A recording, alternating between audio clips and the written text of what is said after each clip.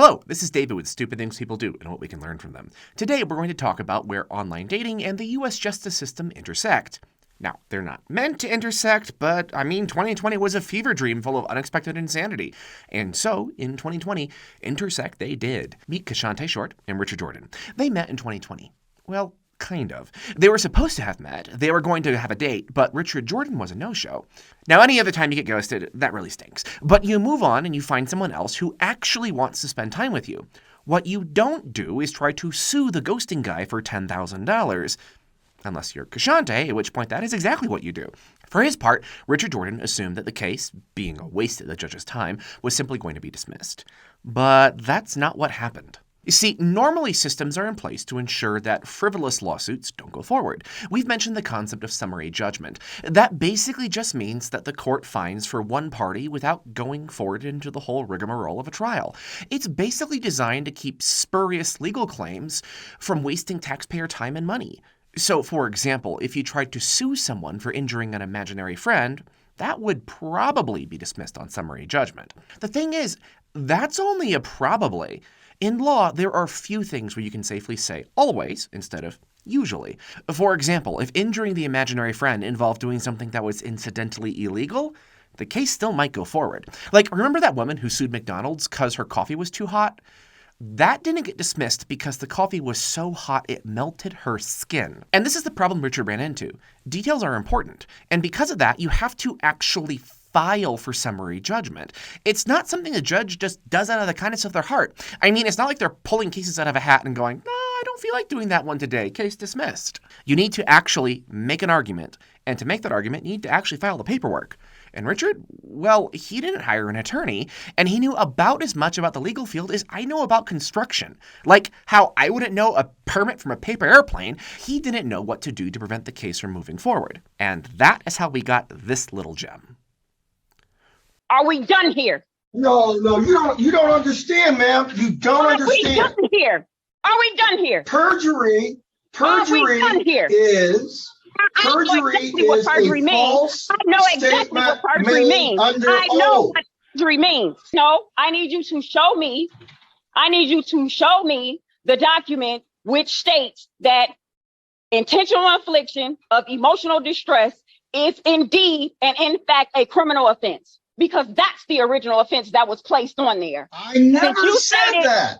I never said that. Yes, you did. I never said that. Yes, you did. What I said was intentional infliction of emotional distress is something that circuit court has jurisdiction over. See, Kashante has a similar problem as Richard Jordan. She didn't actually hire an attorney. Truth be told, she probably couldn't have hired an attorney. I can't imagine anyone who would have actually represented her case. They would have just informed her that she didn't have a claim and that she should move on. Then again, considering she got into a heated argument with a judge, I don't know if she'd listen. Now, at this point, you're probably looking at this and going, wow, David, was it a slow news week that this is what you're choosing to cover? And no, hypothetical viewer, it was not slow, but there were some really interesting things in this story I thought would be worth highlighting. First of all, it's the importance of getting good legal advice, even if the claims seem frivolous. That's what we learned from poor Richard Jordan. Second of all is Kashante herself. That conflict with the judge was resultant from two different things. First, her claim of emotional distress was not justiciable in the district court.